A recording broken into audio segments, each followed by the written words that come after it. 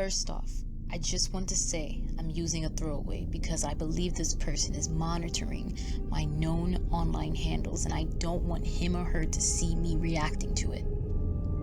Now, let's start from the beginning about 8 months ago or so. I started getting cryptic, strange messages on several of my online accounts such as Skype and Steam. It was always from a throwaway account too.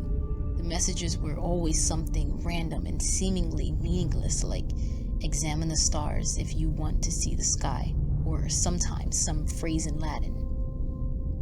These messages continued to get more and more frequent and harassing until I finally decided enough was enough and called the police.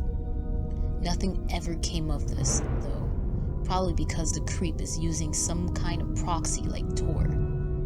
A couple of months ago, the messages ceased and I thought I could finally be at peace again. That is, until I got home from work today. When I went up to my room, I immediately noticed a note card on the keyboard.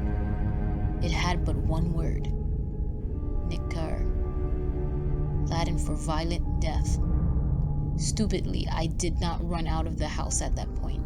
I needed to check my camera. You see, the creeper's messages had made me develop paranoid habits like leaving a motion detecting camera software running on my camera for a while when I'm not home. It never picked up anything until today. This is what the camera caught. At that point, I felt more terrified than I ever was at any other point in my life. I ran out the house and called the police. They swept the house and found nothing. They always found no signs of forced entry despite all of the doors being locked, which meant he must have been watching me or a member of my family when we entered through the garage.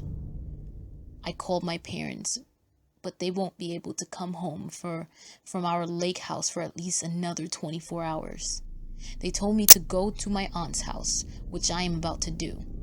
But I still don't feel like that will make me safe. Hell, what if the guy tails my car? I probably won't sleep tonight either. I promise to update you guys as this develops, but please be patient, as I have been really fucking emotionally scarred by this whole ordeal. It was really terrifying to relive this event by typing it out, but I feel like this is something that was more important to post here. Never assume you're 100% safe in your own house. Number 2. My girlfriend and I were driving along a country road north of Kokomo Industrial. The road was lined with thick, tall bushes. As I drove along, my engine went dead and the radio shut off. I leaned down to fiddle with the radio and keys. Suddenly, I realized that my girlfriend's face was contorted in fear, and she was silent. She only pointed out the window in front of us. Now the engine was still dead, coasting, and the lights were very dim on this dark night, no moon. There, in a line on both sides of the roads, were beings with only their heads and shoulders showing above the 10-foot bushes. They had no features. They did not emit light to light up the dark around them. They were very tall above the bushes and had very wide shoulders. And the heads and shoulders were much larger than a human's. I was amazed and immediately said, "They want to communicate. I'm stopping." My friend became violently hysterical at that comment, so we coasted on. The car engine started once we coasted by the beings. This whole episode lasted as long as it can take to coast at 10 miles an hour for about 50 feet. These beings lined the road on both sides for about 50 feet or more. My girlfriend locked herself in the bedroom for 2 days and would not talk to me or her husband and kids. Number 3. When I was a kid, my sisters and I would go away to stay with my grandparents for a week during the summer. My grandparents would take us to the pool to swim, take us to the fair, let us stay up late, and let us order pizza at 11 o'clock at night even if we wanted. They were the fun grandparents that any kid would be lucky to have. My grandpa was a funny man, always telling us stories that were mostly made up and always making jokes. He played a lot of games with us, and one of the games that we played were called Grumba. He told us that Grumba was a Polish monster that ate little kids in the middle of the night, and of course we didn't believe him. But when you're a kid, it's always fun to be scared. When he decided that he wanted to give us a scare, he would start going around the house, turning off all the lights one by one. We usually didn't even notice that he was doing it until most of the house was dark. There wasn't really a point to the game except trying to scare us. Sometimes he would go into the backyard through the sliding glass door into the master bedroom, his shirt over his head and dragging his feet. We would scream when we saw him through the window of the living room. At that point, we would usually all go find a hiding place and hope that he didn't catch us. We always hid in pairs or groups, but one night, as I wedged myself among the shoes in the bottom of the master closet, my oldest sister decided she wasn't going to fit and took off down the hallway to find another spot to hide. I was alone, and being about 10 at the time, I was terrified. As the sound of her footsteps faded down the hallway, all I could hear was the sound of my own breathing. Everyone was hiding. The house was silent. Suddenly, I heard the sliding glass door open. I froze. I could hear the shuffling of feet on the floor, and I tried not to make a sound. My heart was beating out of my chest, even though I didn't hear him move from the doorway. I knew that at any moment, my grandpa was going to pull the door open and jump out at me, or some kind of scary noise to make me scream. But the scream that came wasn't from me. It came from somewhere else in the house. It was my sister's. When the screams ended, the giggling began. My sister's muffled voices, talking excitedly. My grandma's laughing. And then, my grandpa's muffled voice praising them for the good hiding place. The sliding door slammed shut, and I heard the footsteps on the concrete in the backyard running. I stayed frozen in the closet for a while, terrified to come out, not wanting to face the fact that someone else had been in the room with me moments ago. Number 4. This happened in the mid-90s. I attended Catholic school as a child, as did my friend TD, and we were always given the Monday after Easter off of school. As every weekend, I had opted to spend the night at TD's house. This time on Sunday night, since we didn't have school the next day. We were 9 years old and in the 4th grade, and we lived in a town that literally, this past year, was rated the 5th safest town in our state. Our parents had no problem with us being home alone on Monday.